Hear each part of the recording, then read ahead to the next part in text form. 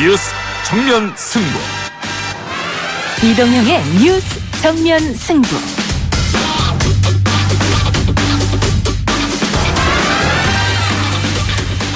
청취자 여러분 안녕하십니까, 이동형입니다.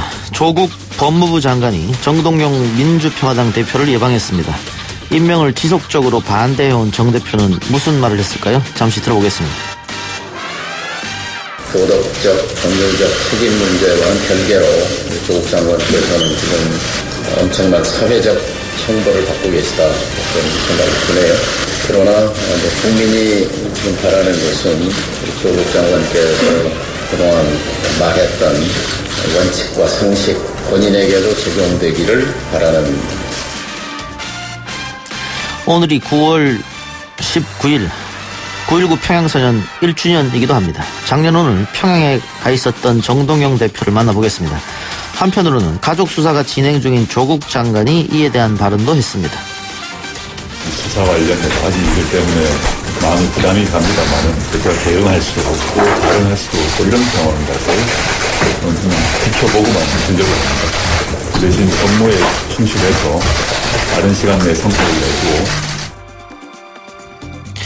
최강병기 박지훈 장용진 콤비가 오늘까지의 조국 가족 수사 상황을 정리해드리겠습니다. 아울러 양준혁 논란까지 짚어봅니다. 어젯밤 다들 놀라셨을 텐데요. 경찰의 발표 듣고 오겠습니다. 1986년부터 1991년 사이에 발생한 화성 연쇄살인 사건의 수사 진행 사항을 말씀드리겠습니다.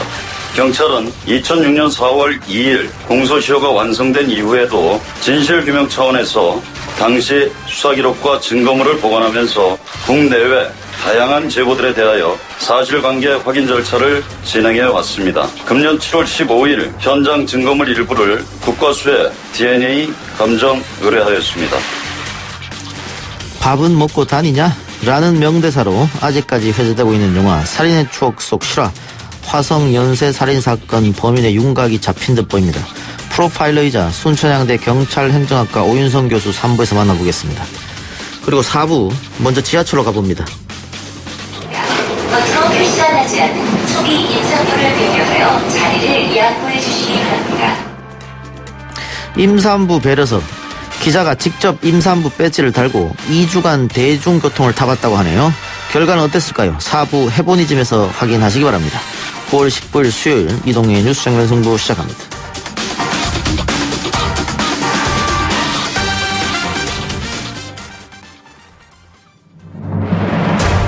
이 작가는 독하다. 이 작가는 거칠다. 이 작가는 솔직하다. 이 작가는 눈치가 없다. 그는 할 말은 한다. 할 말은 한다. 정치 오타쿠 이 작가의 독설. 뉴스 정면 승부.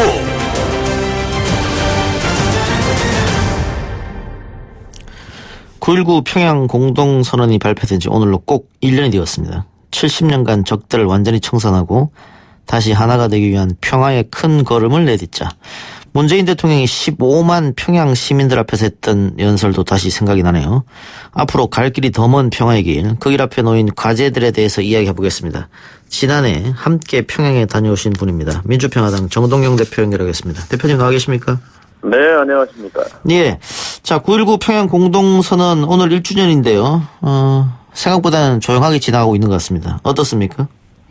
격세지감이 큽니다. 예. 금방 말씀하신 대로 작년 9월 19일 평양 능라도 경기장 15만 평양 시민 앞에서 이 아름다운 한반도를 핵무기 없는 그리고 핵 위협 없는 그런 터전으로 만들어서 후손들에게 물려주자는 문 대통령의 연설에 15만 평양 시민이 기립박수를 보내던 장면이 눈에 선합니다만 예. 그리고 그 다음날 이제 백두산 천지를 갔지 않습니까? 예. 그런데 그게 이제 꼭 1년 전인데요. 앞으로 갔으면 좋았을 텐데 지금 남북 관계가 뒤로 가버렸네요. 당국자 회담만 해도 지금 9달 넘게 예. 문이 닫혀 있어서 남북 관계가 꽉 막혀 있는 것이 안타깝습니다. 예. 평화로 나아가자 협의했고 여러 가지 후속 조치를 약속했습니다만은 이행이 지금 안 되고 있는 상황이고 특히 하노이 회담 그 북미 회담이 결렬된 이후로 더 이런 일이 벌어진 것 같습니다. 지금 그렇죠. 북한이 계속해서 우리 북한 표현으로는 당국자입니다. 뭐 우리 문 대통령 겨냥한 것 같은데 비난하기도 하고 트럼프는 욕을 하지 않으면서 왜 그런다고 보십니까? 우리에게 뭐 어떤 점에서 실망을 했다고 보십니까? 두 가지 계기가 있었어요. 예. 하나는 작년 9.19 합의에 굉장히 놀랄만한 합의를 담았어요. 뭐냐면 남북 회담에서 정상회담에서 구체적인 비핵화 방안, 그러니까 상응 조치가 주어지면 영변 핵시설을 영구 폐기하겠다고 하는, 또 그리고 독창리의 미사일 제조 기지를 또 미국의 전문가가 참관하는 가운데 폐기하겠다 하는 예. 그런 합의를 남쪽과 했단 말이죠. 발표를.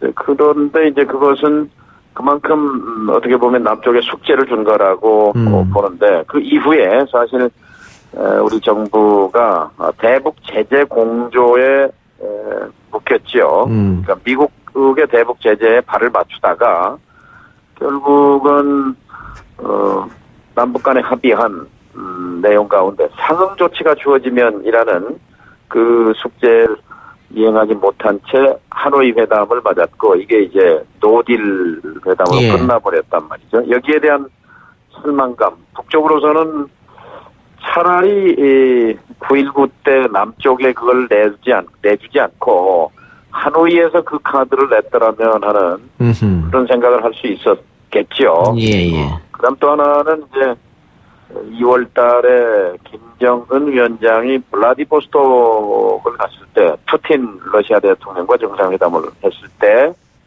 그때 뭐 이런 얘기를 했다고 해요. 남쪽에 배신당했다 그런 얘기를 토로했다고 하는데 예. 그 근거 중에 하나가 자기가 지금 해외 국외에 나와 있는데 평양이 아니고 남쪽에서 한미 공군 전투 훈련을 했다. 이것은 핵 침공 훈련인데 이럴 수가 있느냐 하고 이제 불같이 화를 냈다는 얘기죠. 그러니까 지도자의 심기가 굉장히 불편해진 거죠. 예. 남쪽에 대한 그 불신을 표시한 것이고, 그래서 아마 그 두 계기가 결정적이었다고 보고 예. 역시 이제 하노이 회담 이후에 남북 관계가 지금 뭐 맹맹해져 버린 예. 거죠. 그 첫 번째 그 이유 말씀하신 거는 혹시 금강산 관광이나 개성공단 가장 중요한 게 바로 이 부분일까요? 아닙니다. 그러니까 핵 문제와 관련해서 우리가 한 남쪽이 역할을 못했다는 것이 큰 것이고, 예. 그 이제 연장선 속에서 이제 금강산이라든지 개성공단 문제는 이제 남북 경협에 관한 상황인데 예. 미국의 견제에 걸려서 꼼짝달싹을 못하게 되니까 북으로서는 남쪽을 그러면 상대할 이유가 없다 이렇게 된 거죠. 예. 자, 그리고 우리 정부로서도 좀 아쉬운 점은 작년 9.19 그런 큰 합의를 해놓고 예. 11월 달에 미국하고 한미 워킹그룹이라는 걸 만들어가지고 스스로 족쇄에 갇힌 측면이 있어요. 예. 그러니까 일일이 무슨 미국의 허가를 받는 남북관계. 예. 남북관계는 사실 이건 주권 영역입니다. 예. 그러니까 우리가 독자적으로 판단하고 시행하고 그리고 미국과 뭐 협의를 하면 될 일인데, 이게 마치 미국의 허락을 받아야 남북관계도 움직일 수 있는 것처럼 이런 구조로 몰고 갔단 말이죠. 그래서 지금이라도 자율 공간을 만들어야 합니다. 남북관계는 남과 북이 하는 거잖아요. 미국이 뭐 이래라 저래라 하고 미국 지시받아서 하는 것은 우리가 식민지가 아닌데 예. 그렇게 해서는 안 된다고 생각합니다. 예.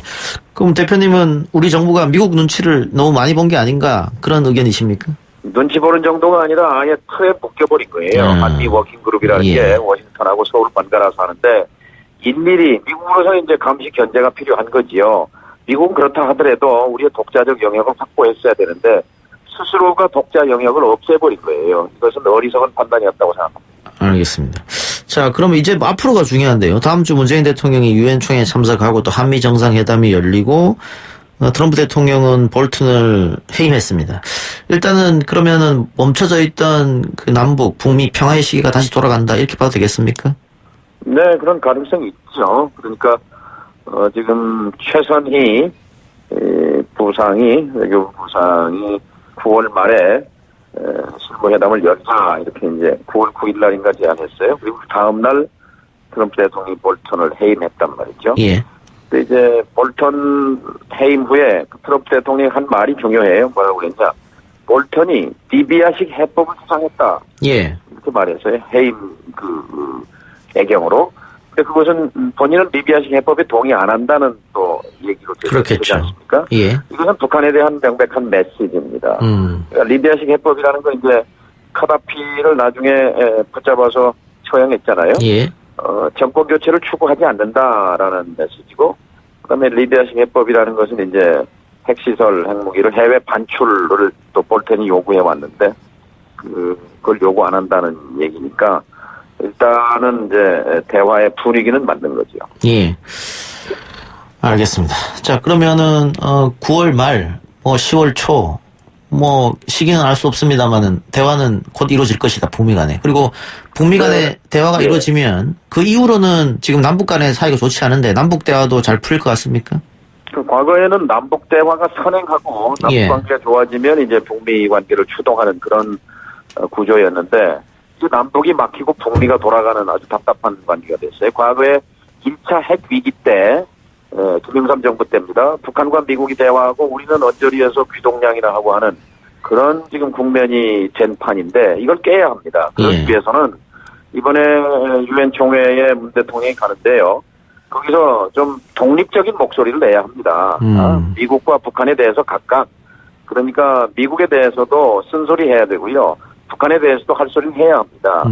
미국에 대해서는 그 빅딜 얘기 더 이상 유효하지 않고, 그리고 북으로 하여금 핵을 내려놓고 하려면 결국 단계적으로 가야 되는 거고, 단계적으로 가기 위해서는 제재 해제도 단계적으로 검토해야 되는 거죠. 예. 이런 입장을 당당하게 저는 미국 조야에 또 국제사회에 밝혀야 된다고 봅니다. 또 북한에 대해서도 단계적 동시적 주장을 하지만 어느 시점에 과거 핵, 지금 만들어 놓은 핵무기라든지 이런 부분들을 포괄적으로 신고할 수 있을 것인지 이런 거에 대해서 입장을 밝힐 필요가 있다 해서 미국과 북한에 대해서 독립적인 목소리와 함께 우리의 대안 제시 등등을 통해서 뭔가 우리가 미국 시킨 대로만 하는 정부가 아니다 하는 메시지를 국제사회에 줄 필요가 있습니다.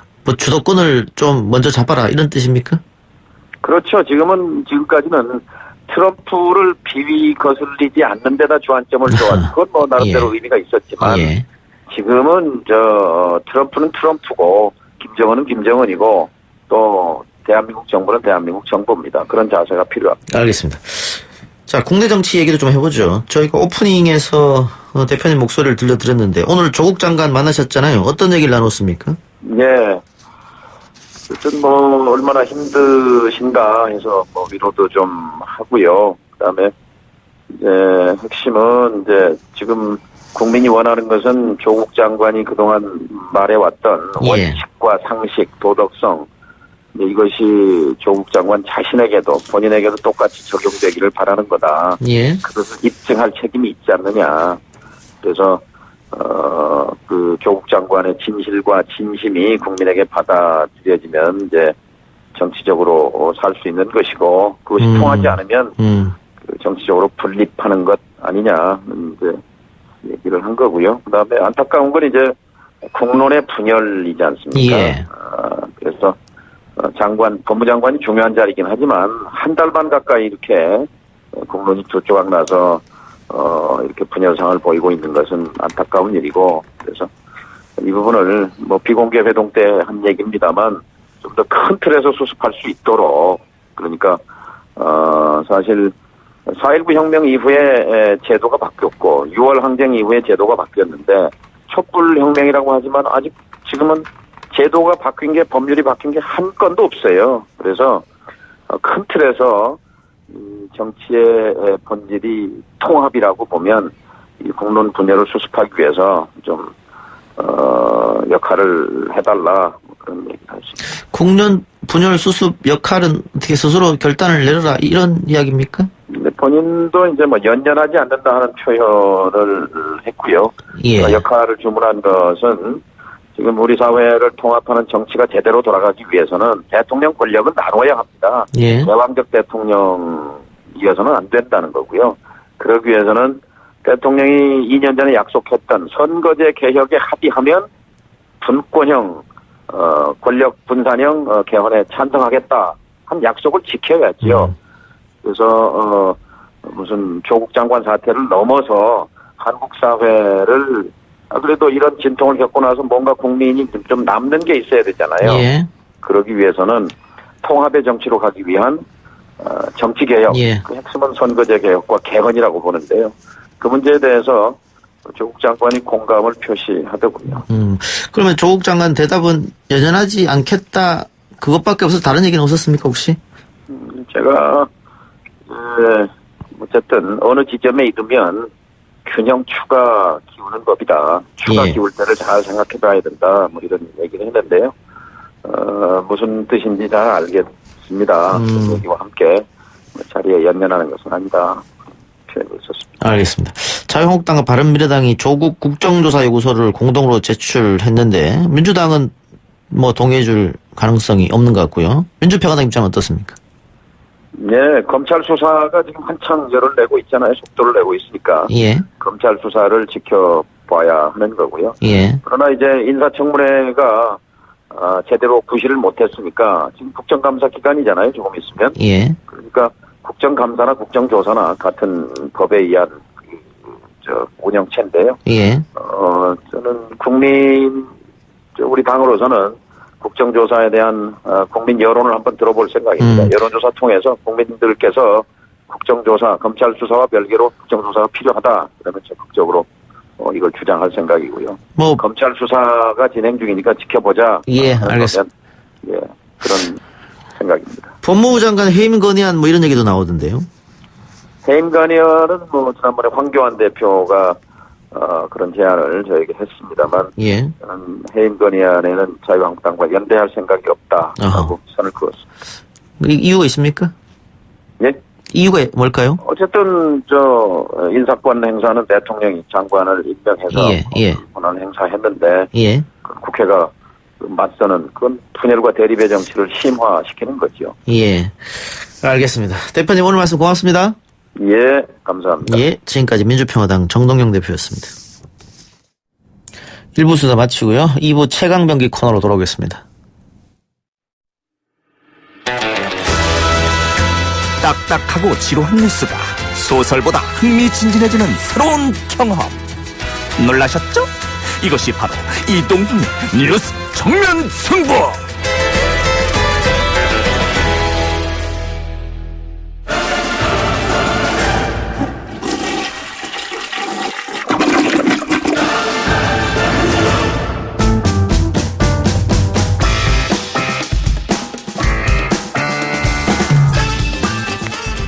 이동의 뉴스 정면 승부 2부 최강병기 시작하겠습니다. 오늘은 박지훈 변호사, 장용진 기자 나왔습니다. 어서 오십시오. 안녕하세요. 안녕하십니까. 예, 오늘도 조국 장관 언제까지 할지 모르겠습니다만 해봅시다. 재판 확정될 때까지 할 것 같습니다. 재판 언제 합니까 근데? 10월 18일 날 합니다. 표창장. 그래요. 표창장 얘기해보죠. 검찰이 정경심 씨 위조 증거를 다수 확보했다 이렇게 밝혔습니다. 근데 표창장 건은 이미 기소가 됐는데 기소 내용하고 지금 완전 달라요.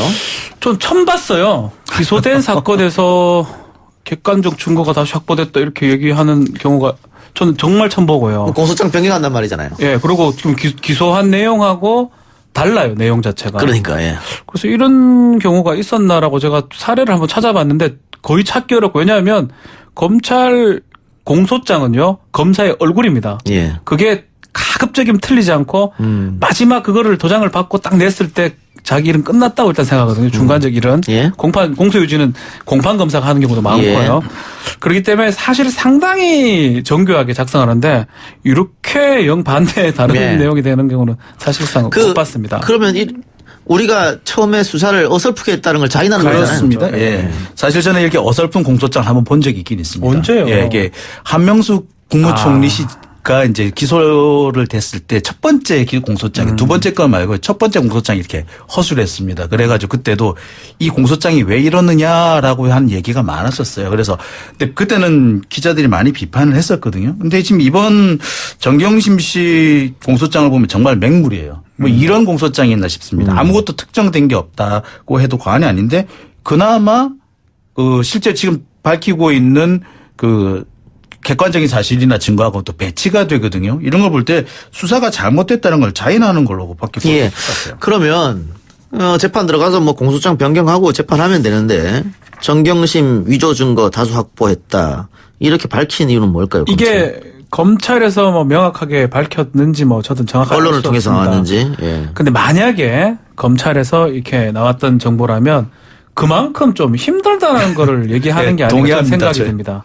자신이 있으면요. 어차피 이거는 기소가 된 사건이기 때문에 최대한 패를 감춥니다. 그렇죠. 패를 감춘 다음에 공장 변경을 하든 이렇게 하는데 이게 미리 이렇게 패를 내는 거는 수사 과정에서는 그 여론을 좀 유리하게 하기 위해서 할 수는 있는데 이렇게 공소 제기한 후에 이렇게 하는 경우는 오히려 객관적 정보 다수 확보가 기사 타이틀입니다. 객관적 정보가 너무 없는 것 같아요라는 걸 반대로 얘기하는 게 아닌가 생각이 많이 들어요. 실제로 기자들 사이에서 그런 얘기도 해요. 혐의 입증에 자신감을 보이고 있다라고 검찰이 말하면 실제로는 혐의 입증에 자신감이 없다는 얘기다로 해석해야 된다는 얘기가 있는데 이번에도 그런 게 아닌가 싶은 생각이 듭니다. 그리고 검찰이 가지고 있다는 증거도 보면 사실 저는 보고 많이 갸우뚱했어요. 네. 아래 한글 파일로 그림 파일을 그러니까 총장 직인을 스캔을 떠가지고 아래 한글 파일에 붙였다. 그렇게 하면 티가 너무 많이 나가지고 위조로 쓸 수가 해봤는데요. 없어요. 그 당시가 이제 2013년 그 전이에요. 한참 전이에요. 2012년 근데 그때 아래 한글 2010 그 버전이 나왔는데 버전이죠. 예. 2018 버전 정도 돼야지 그렇게 만들 수가 있어요. 그러니까 버전을 확인을 정확하게 했는지도 궁금합니다. 2018 버전이면 음영하고 이래가지고 비슷하게 나오는데 예전 버전이면 명료하게 나오지가 않아요. 그런 부분도 좀 검찰이 확인 안 했을 가능성이 높아 보입니다. 자, 이 표창장 위조로 조국 장관의 딸 기소도 검토하고 있다고 하는데 이거는 또 뭡니까? 그러니까 위조 사실을 알고서 이것을 제출했다라고 주장을 하는 게 본인이 검찰의 딸이 알고 있었다. 그러면 엄마도 알고 있었고 딸도 알고 있었다 이 말이네. 그렇죠. 공모를 했다 이런 얘기인데 제가 볼 때는 이 부분에 대해서 사실 명확한 증거가 없다고 봐도 과언이 아닌데 이 말을 흘린다는 것은 사실상 조국 장관의 사퇴를 강요하는 정치적인 액션이 아닌가 하는 생각이 들어요. 이거는 그러니까 결국에는 뭐냐면 지금 전체적인 돌아가는 양상을 보면은 수사 자체가 목적이라기보다 조국 장관의 사퇴가 목적인 걸로 보이거든요. 지금 내용도 보면은 검찰에서 주로 나오는 얘기는 실제로 이게 피의 사실이라든지 객관적인 사실관계에 대한 얘기라기보다 그냥 들었을 때 조국 장관 측에게 불리한 그러니까 어떻게 보자면은 유죄의 심증이나 선입견을 가질 수 있게 하는 그런 얘기들만 나와요. 사실관계가 별로 상관없는. 그런다고 볼 때 이것은 조국 장관의 사퇴가 목적이라고 보고 이 역시도 그런 목적에서 나온 얘기가 아닌가 싶습니다. 이런 생각이 좀 들어요. 저도 변호사 일을 하면서 그림을 그려놓고 그 그림에 좀 계속 맞추려고 하는 느낌. 기소라는 그림, 위조라는 그림. 그러니까 조국 장관 딸도 지금 위조를 했다라는 그림에 맞게 지금 증거들을 취합하는데 마땅한 증거들이 조금 부족하니까 연결고를 찾기 위해서 좀 무리하게 하는 것 같고 사실 기소를 검토하고 있다 얘기할 필요 없어요. 그냥 기소하면 돼요. 기소하면 되죠. 왜 검토한다 얘기를 합니까? 그리고 하다가 문제가 생기면 바로 즉각 기소를 하면 됩니다. 위조죄 공범이고 공동정범이라면 그게 입증이 되고 행사할 목적으로 사실관계 증명에 관한 문서를 타인 명의 문서를 위조했을 때 성립하는 범죄가 그에 맞게 시간, 장소, 방법을 특정해가지고 기소를 하면 되는데 왜 이걸 검토한다는 얘기를 하는 건지 그러면 왜 그때 청문회 때 공소장은 법리를 제대로 검토를 그때는 왜 안 하고 바로 했는지 좀 의문스럽습니다. 알겠습니다. 자, 검찰은 조국 장관도 직접 겨냥하고 있다 이런 얘기도 들리는데 공직자윤리법 위반 문제입니다. 근데 이것도 법률가들이 공직자윤리법 위반에 어떻게 해당되는지 그러니까 이거 결국에 핵심적인 게 뭐냐면 주식을 차명으로 보유한 것이냐 아니면은 그 오촌 조카가 보유한 것이냐 이 문제인데 이거 오촌 조카가 보유하고 있는 그 주식이 조국 장관의 차명 주식이다 이 얘기를 지금 하고 싶은 겁니다. 근데 그걸 입증할 만한 증거가 현재로서는 되게 부족해 보여요. 그러니까 만약에 이게 차명 주식이다라는 게 확인이 되면은 공직자윤리법을 적용을 할 수가 있습니다. 근데 그걸 현재 밝힐 수는 없으니까 계속해서 어떻게 보면 여론전을 한다고 볼 수 있어요. 근데 검찰이 이렇게 여론전을 하는 이유가 뭐냐면 현재로서는 제가 볼 때 검찰의 수사가 지금 스텝이 꼬인 것으로 보입니다. 몇 가지 상황을 보면은 검찰이 오히려 수사상 불리한 얘기 오히려 조국 장관 측에 유리한 얘기를 아무렇지도 않게 흘려버린 것 같아요. 그런 상황으로 볼 때 스텝이 좀 꼬이고 있다라는 생각이 드는데 그렇게 되면 사실 이게 수사 동력이 급격히 떨어지거든요. 그러니까 떨어지는 수사 동력을 어떻게든 간에 여론의 힘으로 만회해보기 위해서 일을 좀 하고 있지 않는가. 그래서 이런 여론몰이를 좀 하고 있는 게 아닌가. 수사의 동력 확보가 목적이다. 저는 이렇게 봅니다. 예, 굳이 이제 공직자윤리법을 얘기하는 거는 주식 백지 신탁을 이제 공직자가 거부했을 때 처벌 조항이 있어요. 예. 제가 정확하게 분석은 한 건 아닌데 처벌했던 사례는 저는 못 봤어요. 예. 처벌했던 사례는 기소했던 사례는 한번 있었어요. 근데 이제 이걸 본인한테 한정하느냐. 가족까지 학대하는 이 부분인데 이거를 좀 공교롭게도 윤석열 그 지금 총장이 예전 대검 중수부 있을 때 이 사건을 기소를 했다가 무죄 받았던 적이 있어요. 예, 김종찬 그렇죠. 금융위원장. 예. 그때도 본인이 아니고 가족이 문제됐을 때 이제 했던데 이거 지금 결국은 이거랑 똑같거든요, 사안이. 공직자윤리법 한다 하더라도 이때 판례대로 간다면 무죄가 될 가능성이 높다고 알겠습니다. 봐야 되겠죠. 예. 자, 어제 우리 방송에 나온 서기호 변호사가 펀드 관련해서 조국 펀드가 아니고 익성 펀드다. 결국은 익성이 주세력이고 익성의 돈으로 이 펀드가 만들어졌고 마지막 돈의 줄기도 익성으로 흘러들어갔다 이렇게 얘기했는데 두 분 어떻게 생각하세요? 저는 이제 제가 뭐 부끄럽지만 상법 공부를 좀 했습니다. 상법 박사 아닙니까? 했고요. 좀 한 게 아닌데. 회사 관련돼서 이제 좀 공부를 했는데 제가 아는 상식으로 봤을 때는 뭐 펀드든 뭐 회사든 가장 중요한 게 이제 어떻게 시작됐냐가 중요합니다. 그래서 지금 그거가 지금 계속 헷갈리는데요. 과연 이 코링크 이 회사를 누가 만들었냐고 가정했을 때 제가 판단컨대는 최초 종잣돈이 어디서 나왔냐가 제일 중요하다고 봐야 되는데 그렇다면 익성이다. 익성이 1억 중에 8천 이상을 냈고요. 근데 검찰은 아마 유상증자 과정을 주목하는 것 같아요. 유상증자 때는 조국 그 일가의 돈이 좀 들어갔습니다.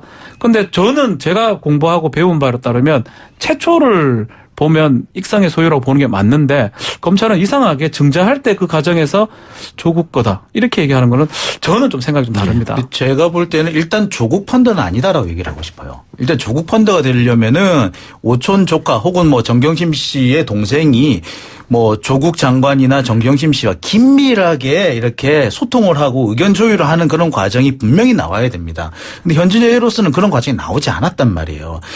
최순실과 박근혜를 하나의 공동체로 볼 수 있었던 것은 두 사람이 한 뻔질나게 만났고 최순실 뻔질나게 청와대를 들락거렸고 그 사이에 비서관 2명이 왔다 갔다 하면서 그 소통이 긴밀하게 이루어졌기 때문에 가능한 것이거든요. 근데 지금 같은 경우는 보면 그런 흔적은 안 나왔단 말이에요. 그런데 지금 이걸 조국 펀드라고 보는 것 자체가 어떻게 보면 상당히 어폐가 있습니다. 그리고 이제 저는 이제 또 상식적으로 법적인 얘기는 아닙니다. 이 결국은 이 익성이 이제 한락하는 게 수백억대 재산 가치가 있는 그런 사업이고 그런 뭐 상장을 하든 어쨌든 간에 근데 한 10억 정도를 갖고 못한다 이 말이죠. 소유한다는 거는 뭐 법을 떠나서요 말이 안 된다고 보는 게 맞다. 근데 그림을 일단 그려놨는데 제가 계속 검찰 얘기 수사 얘기를 한 거는 이게 조국 펀드라고 그림을 그려고 맞췄는데 맞추려고 자꾸 하는데 뭔가 안 맞는 게 결국은 익성 거기 때문에 이게 안 맞은 그림이 지금 그려지는 게 아닌가. 그리고 요새는 이게 익성 얘기는 없어요. 조국 사모펀드는 많이 줄고 또 표창장으로 돌아갔거든요. 부족하니까 좀 그런 얘기가 바뀐 게 아닌가 흐름이 생각이 듭니다. 다른 얘기 해보죠. 화성 연쇄 살인 사건의 유력 용의자를 33년 만에 파악했다. 이 다른 게 아니고 DNA가 지금 겹치기 때문에 뭐 과학은 거짓말하지 않지 않습니까? 맞다고 봐야 돼요. 또 뭐 속보에 혈액형이 좀 다르다 얘기를 또 하는데 혈액형은요 4가지잖아요 크게. 거기다가 현장에서 뭐 다른 사람의 혈액이 있을 수도 있고요. 피해자 건지 가해자 건지 구별할 수도 없을 수도 있는데 지금 이 채취한 이 DNA는 피해 여성의 속옷에서 정액에서 채취한 거기 때문에 한 개도 아니고요. 3개가 이렇게 일치한다면, 진범으로 보는 게 맞다고 생각이 듭니다.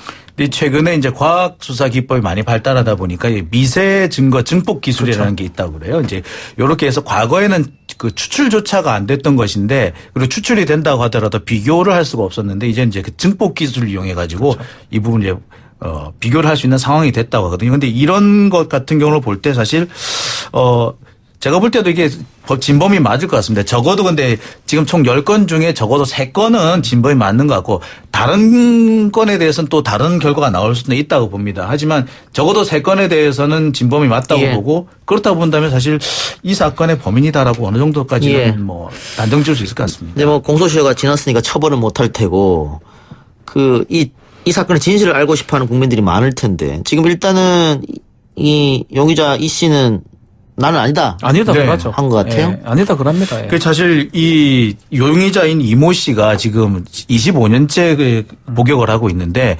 무기수의 경우에는 25, 6년 정도가 되면은 가석방 대상이 됩니다. 옛날에 20년이 요새는 25, 6년은 있어야 된다고 하더라고요.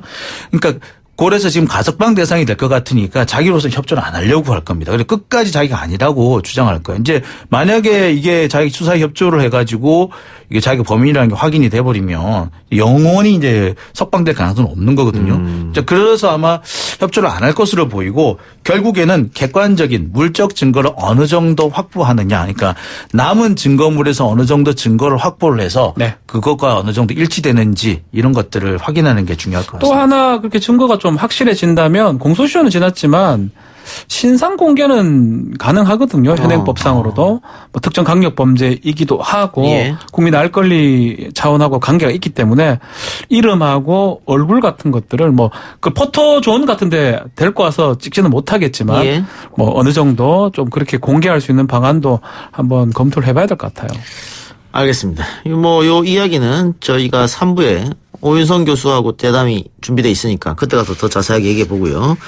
프로야구 선수 출신 양준혁 씨 사생활 폭로글이 올라왔는데 어떻게 된 사건입니까? 예, 인스타그램에 양준혁 씨가 잠을 자는 모습이 올라왔어요. 그래서 사진으로 올라왔는데 그러면서 밑에 달린 글이 재밌습니다. 방송에서 보는 모습, 팬 서비스하는 모습, 어수룩해 보이는 이미지 이면, 숨겨진 저 사람의 본성 이렇게 붙여져 있어요. 그러면서 첫 만남부터 어떤 성적인 뭐 요구를 했고 이게 몇 년 전 물이 일으켰던 임모 선수와 뭐가 다르냐 이런 얘기도 올라와 있습니다. 결국에는 뭐냐면 내가 그 양준혁 씨로부터 그 성적인 가해 행위를 당했다 이런 것을 암시하는 그런 글이었죠.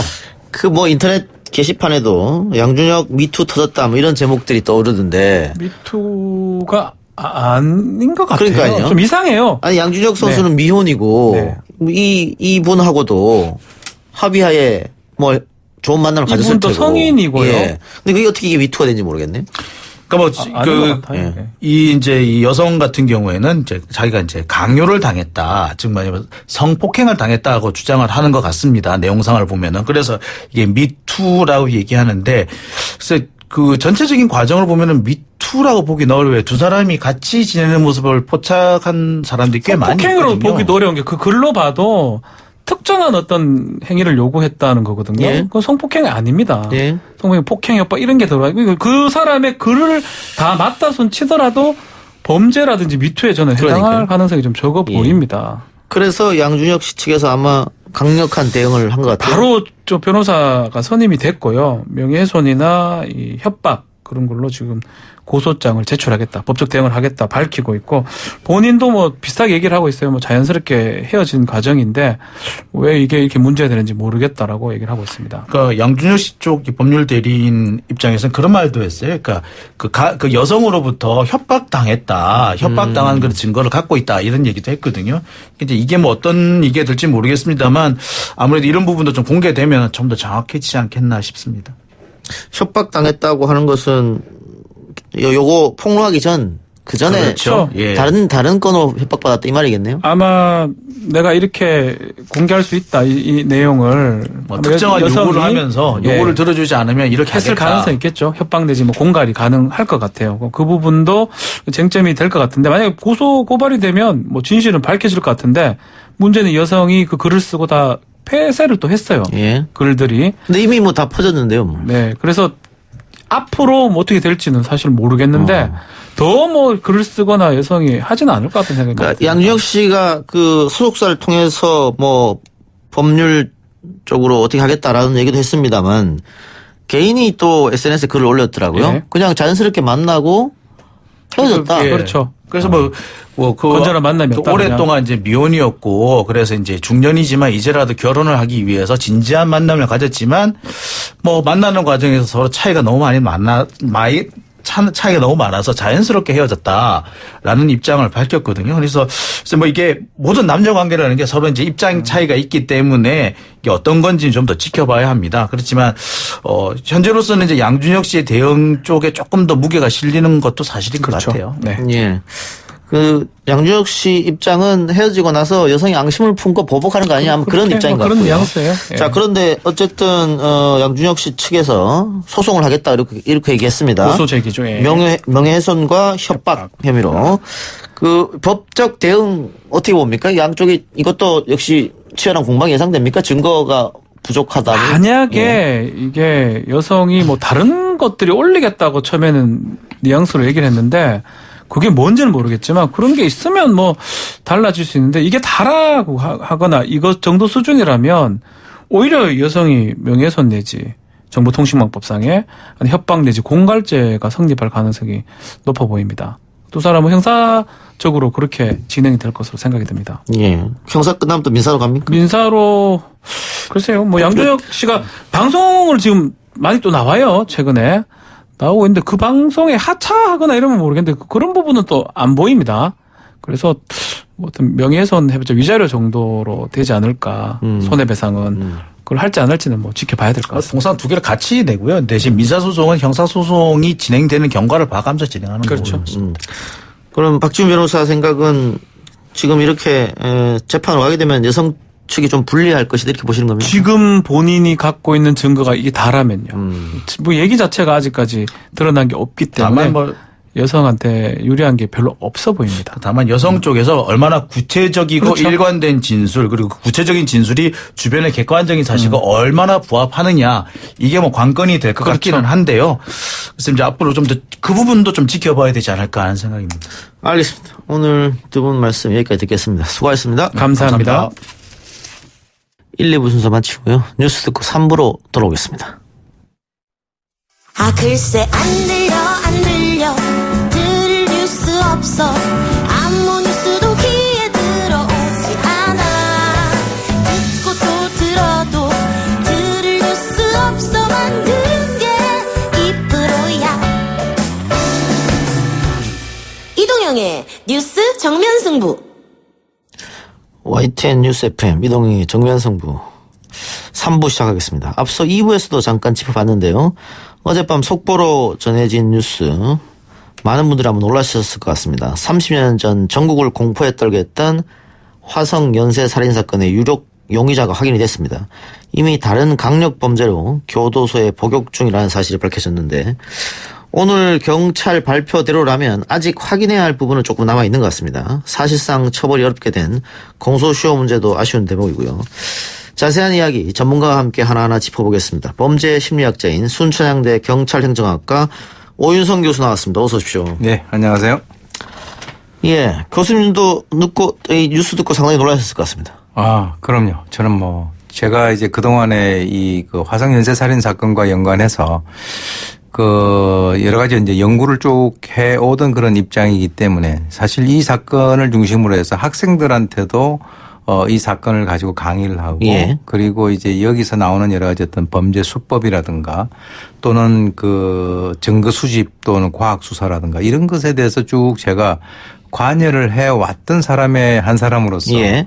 어저께 이제 딱 이렇게 보니까 갑자기 몽타주가 보여요. 예. 그래서 이게 왜 지금 보통 이제 보면 20주년 30주년 할 때 한 번씩 하거든요. 예. 근데 갑자기 뜬금없이 몽타주가 보였는데 밑에 보니까 진범이 잡혔다.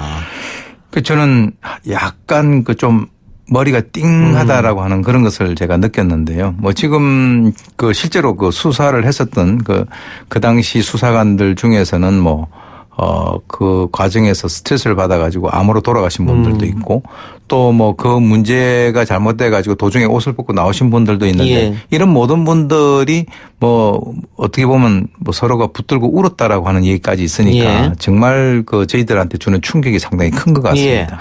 예. 교수님 말씀처럼 이 사건 가지고 뭐 교수님 논문도 쓰셨고 학생들한테 가르치기도 했고 언젠가는 잡힐 거다 이런 생각을 혹시 하셨어요?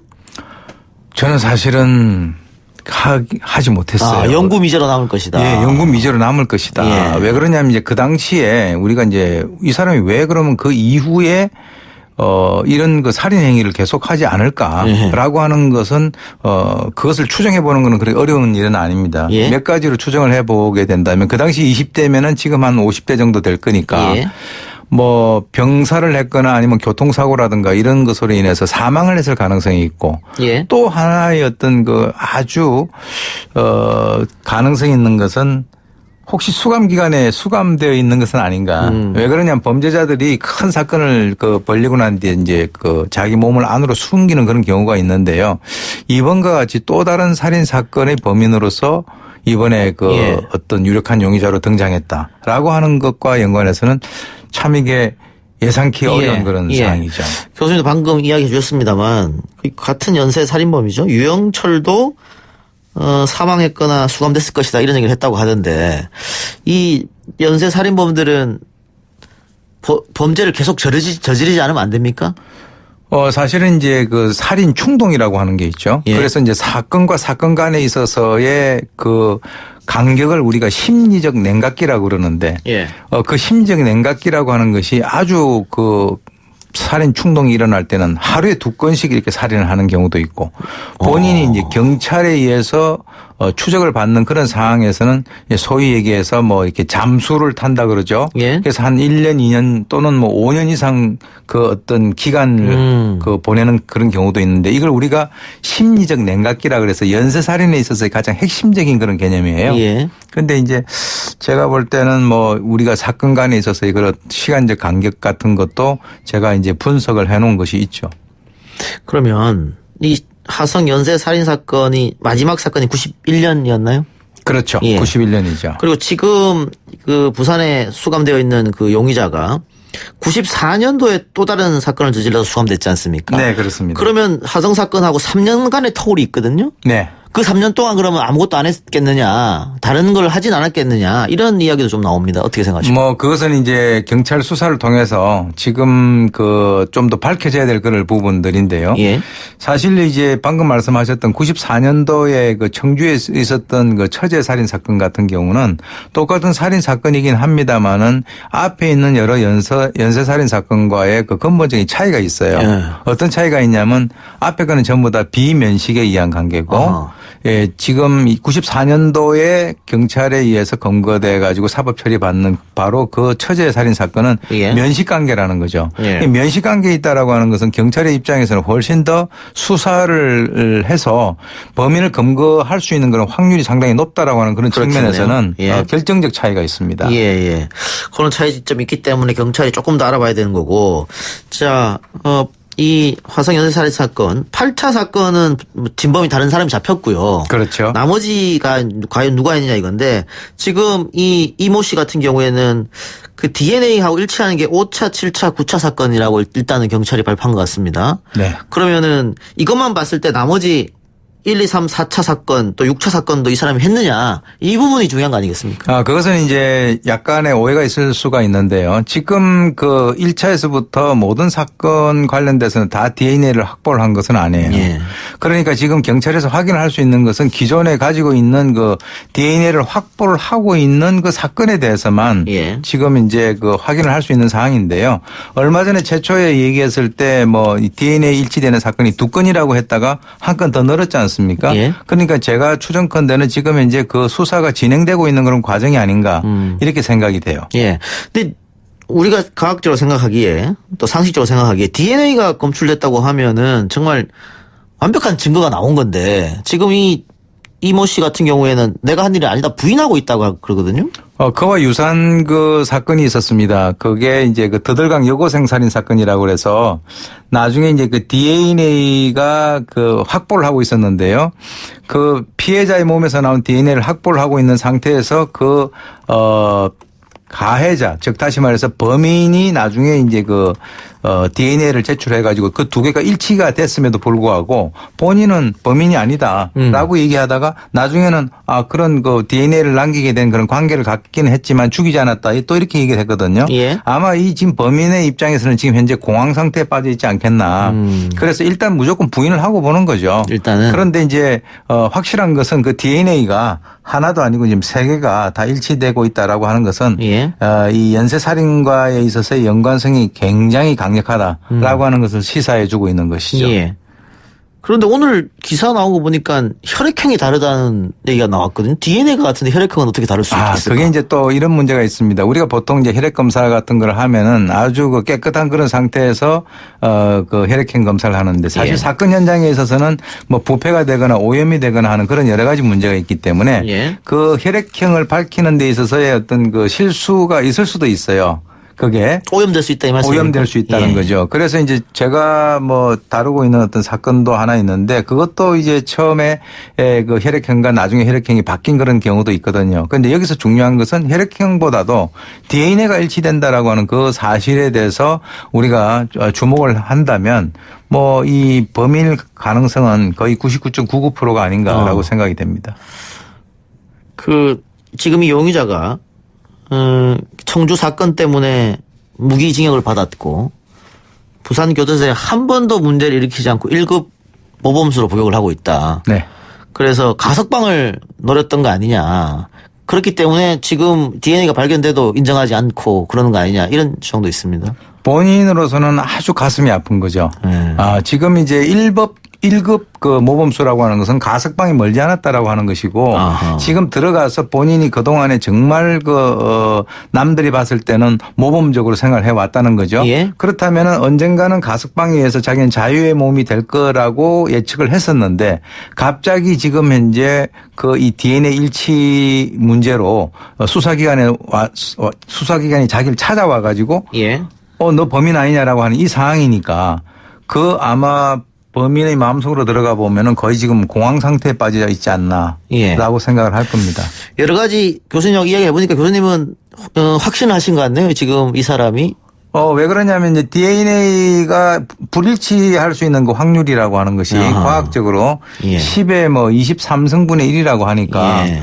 일단 DNA가 하나도 아니고 3개가 일치된다라고 하면은 왜 자기의 DNA가 그 피해자의 몸에 있었는가라고 해서 본인이 예. 설명을 할 책임과 의무가 있는 거죠. 예.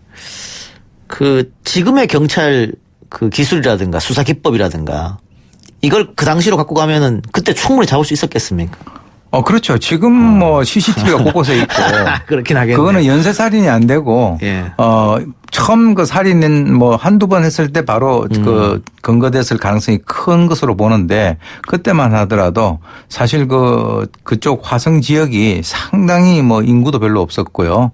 가로수라든가 CCTV는 당연히 없었고 그렇기 때문에 DNA 분석 기술이라든가 이런 것들도 우리나라에서는 거의 분석을 할 수 없는 그런 상황이었죠. 예. 근데 과거 이제 이 사건이 일어났을 때 화성이라는 지역의 어떤 특수성 때문에 이 근처에 사는 사람일 것이다. 거의 이제 수사관들이 그렇게 얘기했지 않습니까? 근데 지금 보니까는 화성이랑 많이 떨어진 청주에 살았단 말이죠. 그것은 우리가 거기서 단정할 수가 없습니다. 그렇습니까? 왜냐하면 이제 94년도에 이제 이 사람이 청주에서 사건을 일으켰는데 예. 사실은 이제 사건이 발생했던 86년에서 91년 사이에는 이 사람이 어디에서 근무를 있었는지 모르거든요.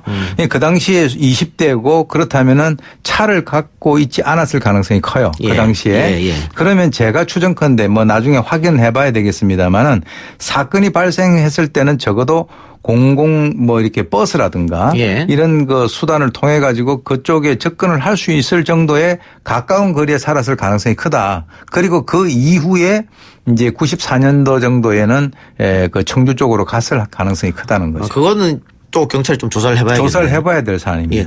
그런데 지금 어쨌든 이게 공소시효가 만료돼서 처벌이 불가능하지 않습니까? 네. 그런데 이 용의자가 이 사건에 협조 안 해준다라고 하면 강제로 수사하고 이런 건 가능한가요? 조사하고? 일단 이제 우리가 그 사람의 공소시효가 끝났다라고 하는 것과 이 수사를 하는 거하고는 또 별개의 문제죠. 예. 그러니까 이제 수사는 계속 할 겁니다. 그러니까 수사를 해가지고 그 사람이 자기가 자백을 하고 했다 하더라도 그 사람에 대한 사법 처리는 현실적으로 어렵지만 적어도 이 사람이 어디 사건에 관여됐다라고 하는 것과 연관해서는 경찰이 수사를 계속 할 거로 봅니다. 예. 그 처벌은 불가하지만은 그 용의자가 생각하고 있던 가석방 이것은 만일 이게 범인이 맞다고 확정되면 소위 말하는 물 건너가는 거네요. 그렇죠. 네. 이제 지금 이런 상황에서 가석방을 하면 되겠습니까? 네. 가석방위원회 열고 할 테니까. 그럼요. 예. 이제 그거는 상황이 끝났다라고 봐야죠. 예. 하여튼 그건 이제 불가능한 것이고. 교수님 부산 내려가서 한번 만나겠다 이런 이야기를 하신 것 같은데. 아니요. 그렇게 이제 만나고 싶을 정도로 네. 제가 이제 좀 확인을 하고 싶은 것들이 많다라고 하는 것이죠. 안 만나주면 만날 수도 없는 것이고 그리고 지금 현재 상태는 경찰이 수사를 하고 하는 그런 상황이기 때문에 저 개인적인 이제 그 바람이 예. 이것과 관련돼서 제가 좀 확인을 하고 싶은 것들이 많다라고 하는 그런 의미가 되겠습니다. 예. 아까 몽따주 얘기해 주셨는데 당시 목격자들 버스 기사도 목격을 했고요. 이 목격자들의 증언에 의하면 20대 초중반이고 조금 말랐고 이런 이야기를 했단 말이죠. 근데 일단은 나이대는 딱 맞아 떨어지는 것 같습니다. 지금 그 당시에 이제 이 몽따주를 작성하는데 결정적인 역할을 하신 분이 그 당시 그 버스 기사를 하신 분인데 제가 알고 있기로는 아마 지금 돌아가신 걸로 알고 있습니다. 그런데 그 당시에 그분이 말씀하신 것이 88년 당시에 이 사람이 25세에서 27세 정도가 될 것이다. 이렇게 이제 얘기를 했거든요. 예. 약간 마르고 턱이 좀 뾰족하고 눈이 찢어져 있고 키가 168cm 정도 된다라고 예. 하는데 제가 그 사람을 직접 보지는 못했습니다만 약간 비슷하다라고 하고요. 나이 같은 경우는 우리가 이제 거꾸로 계산을 해보니까 지금 현재 56세란 말이죠. 예. 그러니까 88년도에 25세 정확하게 맞아 떨어진다는 거죠. 처벌이 안 된다는 게 좀 안타깝긴 합니다만은 어쨌든 이렇게 용의자가 확인됐기 때문에 완전 범죄는 없다. 이런 메시지를 또 우리 사회에 줄 수도 있을 것 같습니다. 지금 이제 이 사건과 관련돼서 굉장히 중요한 의미를 갖는 것이 공소시효가 없어졌다는 거죠. 예전에는 사람을 살해한다 하더라도 일정한 시간이 경과하게 되면은 자기는 처벌받지 않는다라고 생각을 했는데 죽기 전에는 처벌을 받을 가능성이 늘 있다라고 하는 것이고요. 예. 이제 불행히도 이 사건 같은 경우는 이제 공소시효가 있어서 우리가 처벌을 할 수는 없지만 그 당시 2006년도 4월 달에 이 사건을 종결하면서 즉 다시 말해서 공소시효가 만료되는 날 그 당시에 경찰 간부가 한 얘기가 있습니다. 공소시효는 만료된다 하더라도 우리 경찰은 끝까지 이 사건을 추적을 해서 범인을 잡아내겠다. 그렇게 얘기를 했는데, 사실은 이 과학 수사라든가 그 당시에 장기 미제 사건 전담반에 있는 수사관들의 의지라든가 이런 것들이 결합이 돼 가지고 결국은, 죄를 짓고는 살지 못한다라고 예. 하는 그런 강력한 메시지를 던진 것이죠. 예. 지금 경찰이 다른 미제 사건도 계속 들여다보고 있는 것이죠? 그럼요. 이번에도 그런 미제 사건을 해결한다라고 하는 그런 일환으로 이 사건도 한 것으로 알고 있습니다. 예. 개구리 소년 사건이라든가 이영호 군 유괴살인 사건이라든가. 그렇습니다. 예. 제가 개인적으로 좀 궁금한 게 있는데 이 연쇄 살인마들 보면 그 살인을 목적으로 하는 사람도 있는 것 같고 지금 이 화성 사건 같은 경우에는 섹슈얼이라고 해야 되나요? 성문제하고 살인하고 결합된 거지 않습니까? 네. 그 범죄 유형이 확연히 이렇게 달라지는 겁니까? 그거는 이제 범행 동기에 따라 가지고 연쇄살인범을 분류하는 그런 방법들이 있습니다. 그런데 이제 살인을 목적으로 해서 이러한 짓을 벌이는 그런 범인들도 있고 또는 이제 아까 말씀하신 대로 성과 결합을 한 그런 상태에서도 이렇게 하는 범행을 저지르는 것들이 있는데 그것이 이제 쾌락을 위한 것이냐 아니면은 또 다른 목적이 있느냐라고 하는 남을 지배하는 데서 네. 어떤 본인의 우월감을 느낀다 이런 등등의 다양한 형태로 우리가 연쇄살인범을 구분을 하고 있는 것이죠. 예.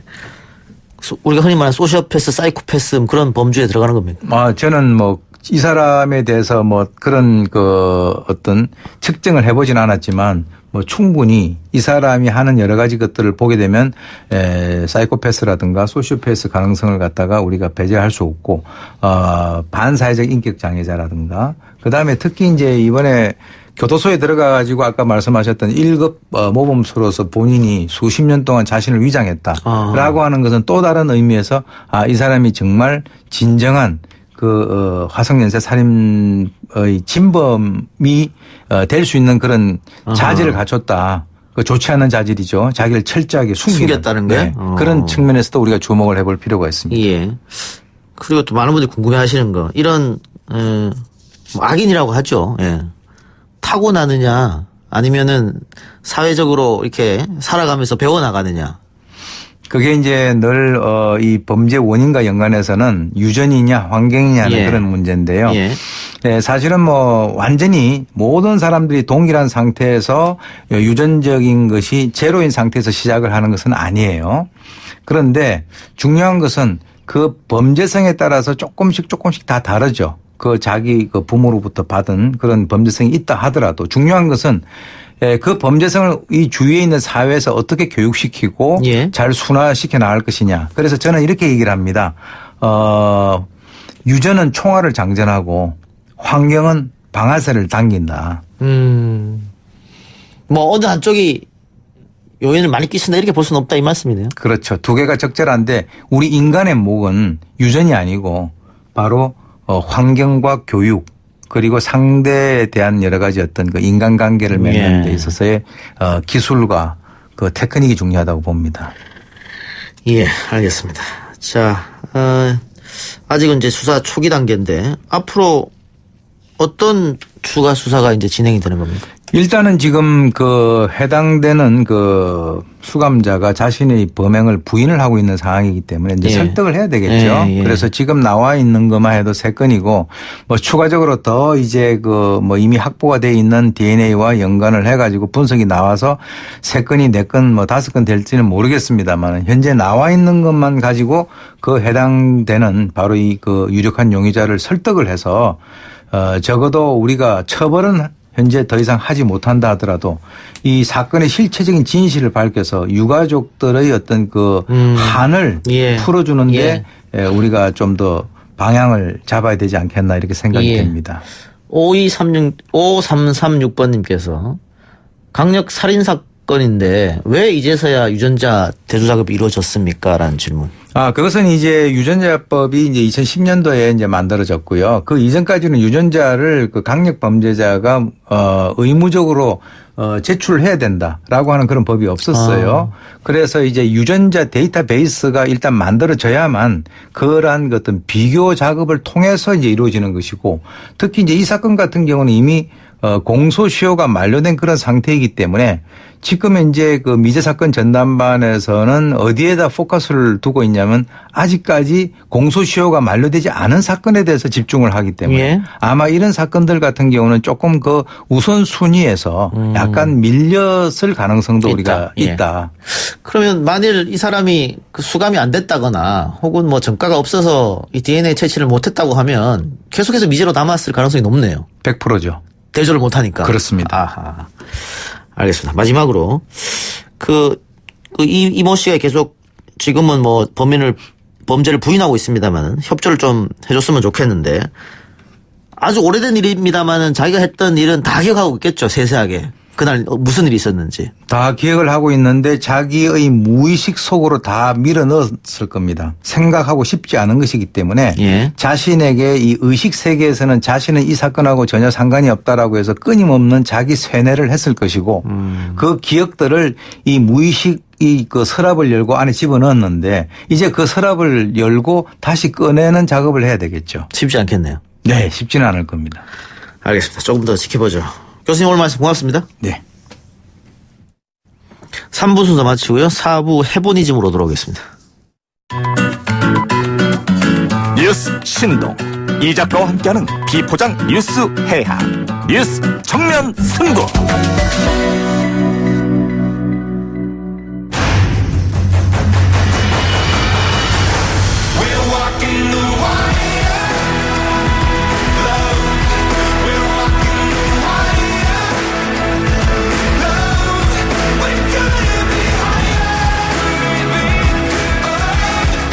YTN의 두 명품 브랜드가 만났습니다. YTN 라디오와 YTN 플러스의 전격 콜라보 프로젝트 페보니즘 백문이 불여일행. 기자가 현장으로 달려가 직접 체험해보고 후기를 나누는 시간입니다. 오늘 함께할 분은 YTN 플러스의 최가영 기자입니다. 어서 오십시오. 안녕하세요. 네, 이 코너 좋네요. 매주 새로운 사람이 오셔가지고 즐겁게 할 수 있겠습니다. 예. 페보니즘 백문이 불여일행. 오늘은 어떤 주제입니까? 오늘은 어디를 가본 건 아니고요. 예. 제가 2주 동안 임산부 배지를 달고 다녀본 후기를 전하는 시간이 될 것 같습니다. 아, 임산부 배지를 2주 동안 네. 달고 다녔다. 임산부 배지가 어떻게 생겼어요? 여기 이제 제가 가지고 왔는데요. 아하, 예. 처음 보시죠? 예, 처음 보네요, 정말로. 생각보다 크네요. 이게 막상 달고 다니면 사람들이 잘 못 보더라고요. 하기야, 이게 글자는 좀 작네요. 임산부 먼저 이렇게 써여 있는데, 네. 가까이 가서 보지 않으면 모를 그런 거네요. 그렇죠. 홍보가 좀 아직 덜 됐다고 봐야겠네, 그러면. 이게 임신을 하면 사실 무조건 받는 건데 사실 임신하지 않으신 분들은 정말 모르실 거예요. 처음 보시죠, 이거? 예, 지금 우리 채팅창에도 처음 본다는 분들이 굉장히 많습니다. 네. 근데 이 작가님은 아이가 2명이 있다고 들었는데도 처음 보시는. 처음 봤습니다. 네. 예. 이거 자체는 사실 모두 받으시는 거거든요. 아, 그래요? 예, 어디서 받아요? 보건소에서 받고 지하철역에서도 일부 나눠줍니다. 예. 근데 이게 임산부 배지를 달고 다닌다. 뭔가 혜택이나 편의가 있기 때문에 달고 다니는 거 아니겠습니까? 제가 봤을 때는 혜택이나 편의보다도 이거라도 달아야 임산부 표시를 좀 난다. 내가 말하기는 저 임신했어요라고 옷에 써붙이고 다닐 것도 아니고. 그러니까 뭐 중기나 말기, 임신 말기 같으면 누구나 다 그쵸. 알아보실 텐데 그쵸. 임신 초기는 잘 모르니까. 그쵸. 그런데 어쨌든 이걸 달고 네. 보건소에서 달아준 이유가 있을 거 아닙니까? 왜냐하면 12주 전까지는 사실 좀 위험할 때예요. 배는 안 나왔는데 이때는 좀 유산 가능성이 있다. 다른 사람들이 그걸 보면 좀 조심해달라. 뭐 그쵸. 부딪힐 수도 있고 이러니까. 그렇죠. 양보를 좀 해달라. 아니면 뭐 앉아있어야 지하철이나 버스나 이런 데서 양보도 좀 해주고 먼저. 그쵸. 그런 의미군요. 예. 자, 그런데 최 기자님이 지금 임신 중이라고 현재. 네, 5개월입니다. 몰랐습니다. 네. 그럼 딱 맞네요 지금. 네. 그걸 갖고 다니기가. 그쵸. 네. 자, 그래 실험을 이제 해봤는데. 네. 어떻게 어떤 실험을 하셨어요? 2주 동안 임산부 배지를 가방에 달고 다녔는데. 가방에? 네. 출퇴근 시간, 이제 주말에도 사람이 붐비는 장소 이제 이동할 때 달고 다녔는데 놀랍게도 결과로만 말씀드리면 단 한 명만 저에게 자리를 양보했다. 네, 네. 이 임산부 배지 눈앞에 좀 이렇게 들이밀지 그랬어요. 그러니까 이게 마패처럼 이렇게 들이밀면 저도 이제 비켜줄 것 같은데 지하철 타보시면 알겠지만 대부분 스마트폰 보고 계세요. 예. 그러니까 고개를 숙이고 계시니까 이거를 제가 이렇게 앞으로 보여드려도 고개를 안 치니까 이제 이렇게 할 방법이 없는 거죠. 이 사람들이 내가 임신을 했구나 이렇게 알 방법이 없는 거죠. 대장군 용배님께서 오늘 제가 지하철만 4번 탔는데 임산부석에 아저씨 아줌마 학생들만 앉아 있었어요. 이렇게. 네. 그래서 저도 임산부석이 비어 있으면 사실 이런 게 필요 없죠. 그렇죠. 그냥 앉으면 되죠. 근데 앉아 있는 경우가 많아서 저도 이제 한번 신고를 해봤어요. 예. 지하철을 탈 때 문자를 보낼 수가 있거든요. 그 신고를 해봤더니 안내 방송을 해주세요. 지금 지하철 내에서. 네, 예. 임산부석에 앉아 계신 분은 임산부를 위해서 자리를 양보해 주세요라고 2번 정도 말을 하시는데 지하철이 좀 시끄럽다 보니까 안내 방송을 안 드시는 분들이 더 많죠. 뭐 이어폰에 뭐 꽂고 있을 수도 있고. 그렇죠. 이제 그러면 비켜줄 것 같은데 왜 안 비켜주지?라고 이렇게 해서 보면 이어폰 꽂고 계시는 분들도 있고 아예 안 들으시는 분도 있고. 제가 경험했을 때는 그분은 그냥 내릴 때 돼서 내리시더라고요. 근데 좀 충격적이네. 2주 동안 이렇게 다녔는데 딱 한 차례만 양보받았다. 네. 그 양보해주신 딱 한 분이 여성분이셨는데 보고 약간 용수철처럼 튀어오르시더라고요. 깜짝 놀라서. 근데 막상 양보를 받았을 때 제가 이제 앉아갈 수 있겠다 이게 아니라 미안해지더라고요. 내가 저 사람 자리를 혹시 뺏은 게 아닌가 이런 생각이 먼저 들더라고요. 그래서 버스나 지하철에 이 노약자석하고 임산부석 따로 이렇게 돼 있습니까? 아니면 같이 이렇게 돼 있습니까? 교통 약자석이 있고요. 예. 그다음에 임산부 배려석이 따로 있죠. 또 있어요. 네. 예. 네. 그런데 다 앉아 있다. 그렇죠. 그렇군요. 예, 저희 아내도 임신했을 때가 생각나네요. 이 목동에서 강남까지 출퇴근했었는데. 네, 힘드셨겠네요. 늘 서서 왔다고. 그렇죠. 저도 아침에는 서서 올 수밖에 없어요. 지옥철이죠 거의. 그런데 조금 배가 나오면 양보를 할 것 같은데. 근데 주변에서 배가 나오신 분들도 눌려가면서 그냥 서 계시는 분들이 많다고 하시더라고요. 그러니까 아침에는 양보하기 힘든 거죠. 힘드니까 출근하기. 그러니까 말씀하신 것처럼 배지를 달고 배려석 앞에 서 있는 것도 좀 창피하기도 좀 하고. 그쵸.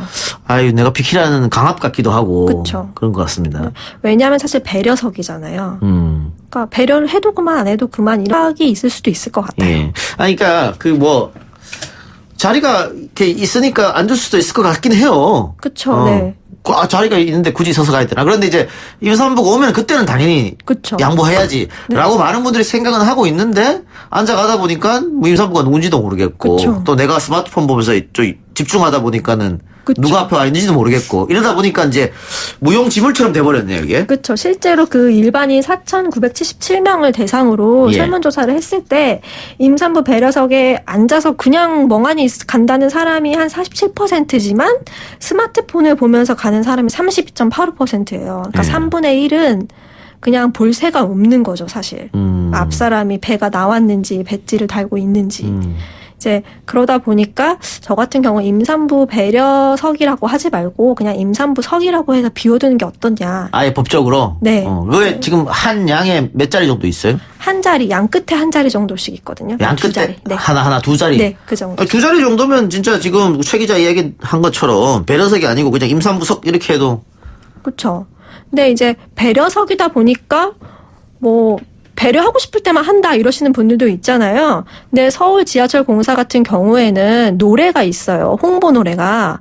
비워두고 양보해요라는 노래가 있는데 애초에 서울 지하철 공사도 비워두고 가라. 이게 이제 모토인데 일반 시민들 생각에서는 비었을 때만 앉으면 되는 거 아니냐 이제 이렇게 나오는 거죠. 그러다 보니까 배려석이라는 말을 빼고 차라리 임산부석이라고 하는 게 어떻겠냐. 예. 지금 출산율 최저다 그러면서 정부에서도 걱정을 하고 있고 관련해서 예산도 상당히 투자하고 있지만은 실질적으로 임신을 하고 싶다거나 출산을 하고 싶다거나 그렇죠. 이런 정책은 없다 이 말씀이죠. 그렇죠. 제가 임신을 해보니까 2%씩 다 부족해요. 정책들이. 왜냐하면 강제로 하는 게 없거든요. 그러니까 제가 3가지 정도를 이제 예로 들어보면 좋은 제도들이 분명히 존재해요. 그러니까 첫째로는 초기 임신 12주 전에 이제 또 임신 36주 후에 2시간 단축 근무. 좋은 제도죠. 제가 9시에 출근해서 4시에 퇴근할 수 있는 좋은 제도죠. 그렇게 되면은 그런 지하철이나 버스에서 끼어가는 일이 없을 수 있잖아요. 출퇴근 시간 피하니까? 네, 정말 좋은 제도다. 그래서 저도 사실 그걸 했는데 저와는 달리 어떤 분들은 못 하시는 분들이 계세요. 그래서 왜 그런가 봤더니 이걸 안 해도 사업주가 처벌을 안 받아요. 이거를 해라라고 강제로 해라라고 말은 해놓고 그럼 안 했으면 처벌을 받아야 되잖아요. 처벌 기준이 없어요. 처벌 기준도 없고 그러니까 눈치도 주겠죠. 그렇죠. 소위 말하는 우리 꼰대 임원들 같은 경우에 그쵸, 너만 임신하냐? 또 이렇게 할 수도 있고. 나 때는 그냥도 다 다녔다. 이런 말 할 수도 있죠. 네. 그런 게 두려워서도 그런 제도가 있지만 또 활용을 못하는 경우도 있다. 그쵸, 네. 근데 지금 SNS에 임산부 배려석이라고 검색해보면 역차별 아니냐. 남성들이 박탈감을 느낀다. 그런 의견도 있다고 하네요. 저는 이게 역차별이라고 생각을 하면 좀 곤란하게 이건 약자라고 분류를 해야 된다고 봐요. 저희가 노인들 앉는 좌석도 있고 장애인 앉는 좌석도 있는데 그거 보고 역차별이라고 하진 않잖아요. 네. 근데 이것도 이런 좌석이 생긴 것도 2007년에 생긴 거거든요. 그러니까 그 전부터 제가 봤을 때는 이게 제도가 오래되면 사람들이 이걸 기본으로 여겨야 되는데 유난히 이 문제에 대해서는 그 임산부를 약자라고 안 보기 때문에 역차별이라는 말이 나오지 않나. 네, 그런 생각이 들어요. 그 페미니스트들이 제일 싫어하는 진행자 중에 한 명이 전데. 아, 정말요? 몰랐습니다. 제가 봐도 이거는 역차별일 수가 없는데 아까 지금 최 기자 말한 것처럼 교통 약자라고 라고 생각해야 되지. 이거를 역차별 좀 이해가 안 가는데. 자, 실질적으로, 지금 임신한 상태에서 2주 동안 계속 대중교통을 타보셨잖아요. 네. 체력적으로 서 있기가 힘들고, 그런 건 알겠습니다. 뭐 허리도 아플 테고, 다리도 아플 테고. 네. 그거 말고 또 힘든 게 있습니까? 사실 냄새, 후각이 굉장히 예민해져. 서 있다 보면 서로의 몸이 많이 닿잖아요. 예. 그러다 보니까, 원하지 않는 좀 채취가 심하게 나요. 근데 이게 이 사람이 진짜 냄새가 나는 게 아니라 제 후각이 예민해지더라고요. 숨쉬기도 조금 힘들기도 하고. 네. 냄새가 심하게 느끼면 구토 같은 것도 느껴지겠네요. 네, 이제 입덧할 때. 이게 입덧이 먹는 걸로 입덧이 오는 게 아니라 냄새로 오는 경우가 있더라고요. 예. 네. 예, 영건님께서 정책적으로 임신부에게 택시비 지자체에서 지원하는 게 더 낫지 않겠습니까? 이런 의견도 주셨는데 그 시골 같은 데 가보면은 할머니 할아버지한테 뭐 100원 택시 이런 거 있거든요. 네. 그런 것처럼. 네. 그 지방에서 실제로 하고 있는 경우가 있어요. 임산부를 상대로? 네. 영주 지역이었나? 제가 저도 확실히 기억은 안 나는데 이게 임산부가 병원이 잘 없다 보니까 지방은 병원에 갈 때를 위해서 택시비 같은 교통비를 좀 지원을 해주는 경우가 있더라고요. 그러니까 이제 임산부 이동이 좀 편리하도록. 근데 이제 서울 같은 경우는 일단 교통 인프라가 좋다 보니까 그런 지원은 없는 거죠. 대신에 임산부 배려석이라는 지원이 있는 게 아닌가 싶습니다. 예. 2주 동안 체험을 해봤는데 양보받은 경우는 딱 한 번이다. 이 기사가 나가고 나서 댓글 반응이 어땠습니까? 궁금한데. 심각했죠. 남녀로 싸우고 노소로 싸우고. 싸워요? 그렇죠. 이게 또 여기 남녀 갈등으로 갑니까 이게 또? 이게 남녀 갈등만 있으면 괜찮은데 노소 갈등까지 있더라고요. 그래서 내가 보면 꼭 60대 할머니가 앉아있다. 이런 분도 있고. 임산부 배려석에. 네. 내가 보면 꼭 젊은 남자가 앉아있더라. 뭐 이런 경우도 있고. 근데 사실 임산부들이 쓴 댓글들이 되게 와닿았던 게 그게 남녀노소 누구든 간에 난 양보 받아본 적이 없다. 이런 경험이 있어서 남녀 문제로 가르기도 힘들고 세대 문제로 가르기도 힘들고 이제 저는 그랬던 것 같습니다. 예. 실제 임산부들의 경험담 본인 겪은 거 말고. 제 친구는 딱 2번 양보 받아봤다고 하더라고요. 예. 그리고 다른 분은 약간 배를 만져본다던가. 이게 약간 할머니들이 조금 친근감에. 할머니들은 뭐. 많이 나왔네. 이러면서 이제 좀 만지는 경우. 할아버지가 그러면 안 되겠죠. 예, 그렇죠. 약간 좀 문제가 있죠. 예. 그런 경우도 있었다. 네. 예. 근데 우리 제작진 중에 그러게 집에서 쉬고 있지 몸도 무거운데 왜 나왔어? 이런 이야기 들은 사람도 있다고요? 예, 보니까 그런 말을 들으려면 뭐 그분이 돈을 주실 것도 아닌데, 사실, 뭐, 똑같은 거죠. 뭐, 여자가 왜 운전해? 집에 가서 쌀이나 씻지, 뭐 그런 반응이지 않았을까. 네. 이거 우리 제작진 중에 결혼하신 분이 한 분밖에 안 계시는데, 그래. 알겠습니다. 누군지는 알겠습니다. 네. 예. 실제적으로 이 교통뿐만이 아니고, 보행 때도 그렇고, 쉽지 않잖아요. 몸이 많이 무거워지니까. 그렇죠. 제일 힘들었던 거는 그냥 보행을 예로 들면 횡단보도 신호가 너무 짧더라고요. 네, 예전에는 못 느꼈던 거죠. 쇼핑할 때는 어떻습니까? 마트 같은 데서. 거의 요새는 인터넷으로만 시켜서. 예. 지금은 어떻게 집안일은 나눠서 합니까? 아니면 임신했으니까 더 많이 합니까, 남편이? 임신했으니까 제가 덜 하면 좋겠는데 그건 아니고 그냥 안 하죠. 안 한다고요? 네, 그냥 더럽게 살고 있습니다. 좋은 생각이네요. 네, 아예 하지 말자 우리. 네, 그냥 아기 나오기 전까지는 더럽게 살자. 그렇군요. 네.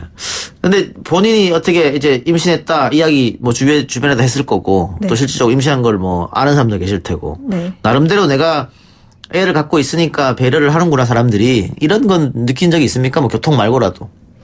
교통 말고 느낀 거는 사실 따로는 없고요. 오히려 국가의 정책을 굉장히 유심히 좀 보게 되면서 그래도 조금 좋아지고 있구나. 이제 나라가 그래도 임산부인 나를 조금은 배려하고 있게 되는구나라는 걸 느낀 건 있었죠. 이제 그 중에 하나가 이제 돈 받는 거. 근데 뭐 돈을 많이 주지는 않고요. 이제 애 한 명당 50만 원, 그리고 쌍둥이 같은 경우는 이제 90만 원 이제 바우처 카드를 주는데 그걸로 병원비를 할 수가 있고 병원비가 항시 20% 정도 할인되는 거. 그래서 애를 안 낳으니까 이런 제도가 좀 생기는구나 싶더라고요. 알겠습니다. 0491 하나님, 8년 전 둘째 임신 때 버스 출퇴근이었는데 만삭돼서 자리 양보 한 번 받았습니다. 너무 고마워서 눈물 나더라고요. 1311 하나님, 아내랑 산부인과를 함께 다녀왔는데 산부인과에서조차 부부가 함께 와서 남편이랑 앉아있고 다른 임산부는 서 있는 상황까지 왔습니다. 안타깝네요. 안타깝네요. 그래요. 네. 예, 서로 배려하는 사회가 됐으면 좋겠습니다. 오늘 조양 기자 수고하셨습니다. 고맙습니다. 네, 감사합니다. 3727님께서 우리나라 시민의식 참 답답합니다. 임산부 배려석은 항상 다른 사람들이 앉아있더라고요. 좀 챙겨줍시다. 서로 배려의 규칙을 지키는 것이 건강한 사회의 지름길입니다. 이런 의견 주셨고요. 8266님께서 안산시에서 택시하고 있습니다. 안산에도 100원 택시 있습니다. 라는 의견 주셨습니다. 고맙습니다. 오늘 방송 여기까지 하고 저는 내일 다시 오겠습니다. 날씨가 많이 쌀쌀해졌는데요. 감기 조심하시기 바랍니다.